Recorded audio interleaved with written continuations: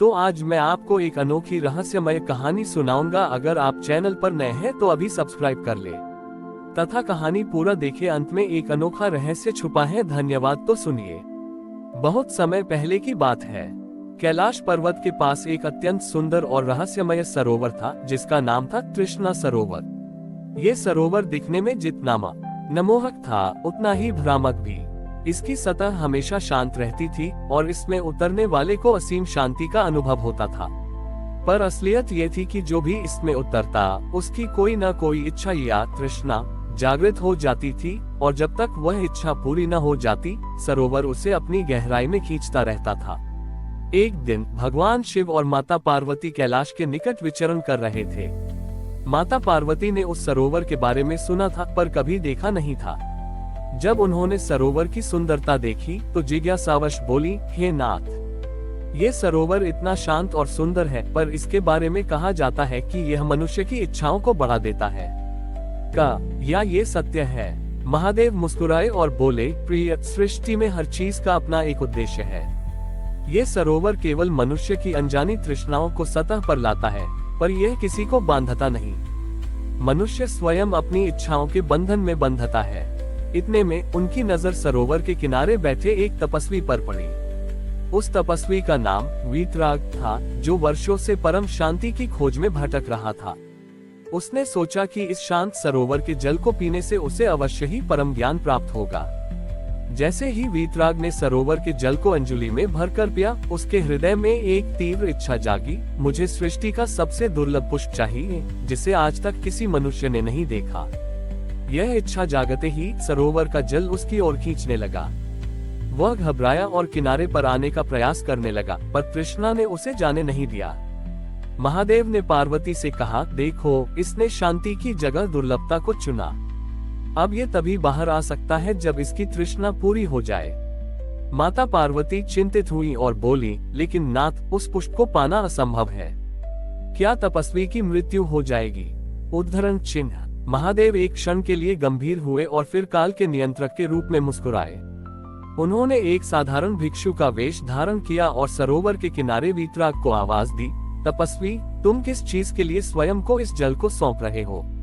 उद्धरण चिन्ह। वीतराग ने कांपते हुए अपनी इच्छा बताई। भिक्षु वेशधारी महादेव ने शांत स्वर में कहा, दुर्लभ पुष्प, क्या वह तुम्हारी परम शांति से अधिक दुर्लभ है?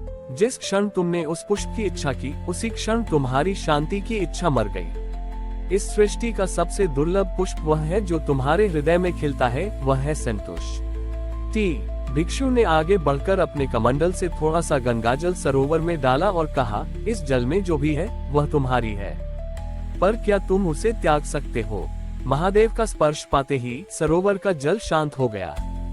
वीतराग को अपने अंदर की तृष्णा दिखाई दी और एक ही पल में उसे एहसास हुआ कि जिस शांति को वह बाहर खोज रहा था, वह तो हमेशा उसके अंदर थी।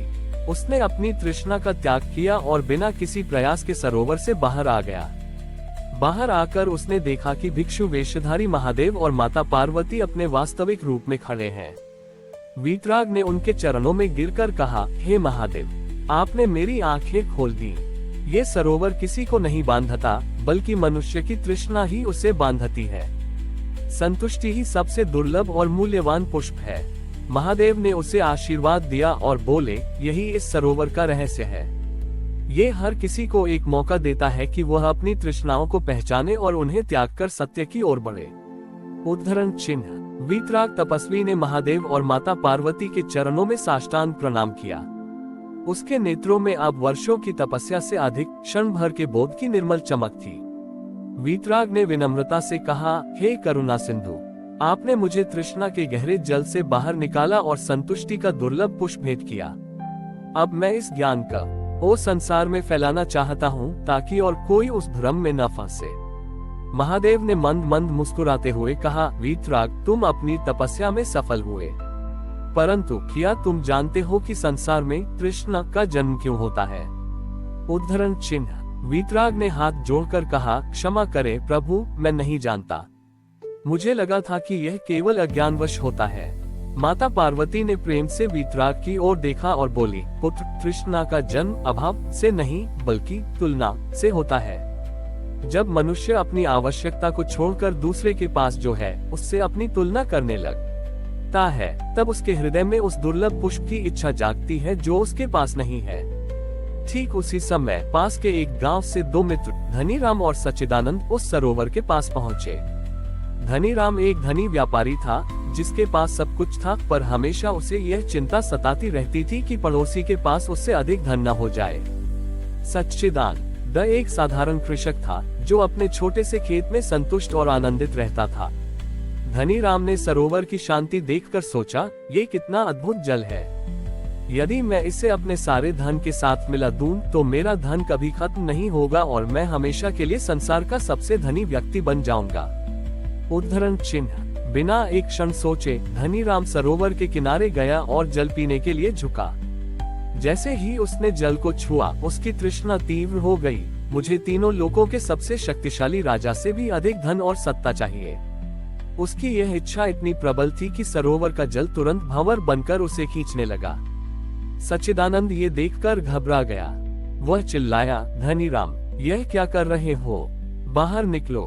धनीराम चीख उठा, मैं बाहर नहीं आ सकता। मुझे वह सब चाहिए जो किसी के पास नहीं है। मैं अब तक कितना अज्ञानी था कि केवल धरती के धन से संतुष्ट था। उद्धरण चिन्ह। वीतराग ने महादेव की ओर देखा।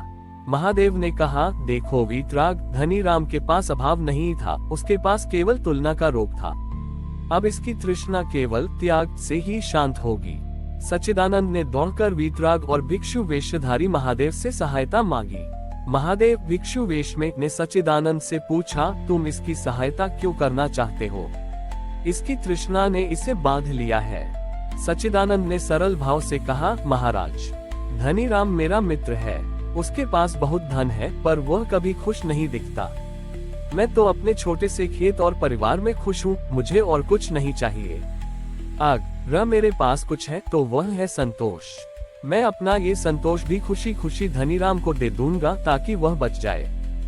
सच्चिदानंद की यह बात सुनकर वहाँ एक चमत्कार हुआ। उसका यह निस्वार्थ त्याग सरोवर के जल पर अमृत की बूंद की तरह गिरा। सच्चिदानंद का संतोष ही सबसे दुर्लभ और अनमोल था। सरोवर का भंवर तुरंत शांत हो गया और धनीराम को बलपूर्वक किनारे पर धकेल दिया गया। जल से बाहर आते ही धनीराम ने महसूस किया कि उसकी सारी तृष्णाएं धन, सत्ता और श्रेष्ठता की एक पल में राख हो गई हैं। उसने सच्चिदानंद की ओर देखा जो साधारण वस्त्रों में भी अत्यधिक धनी लग रहा था, संतोष के धन से।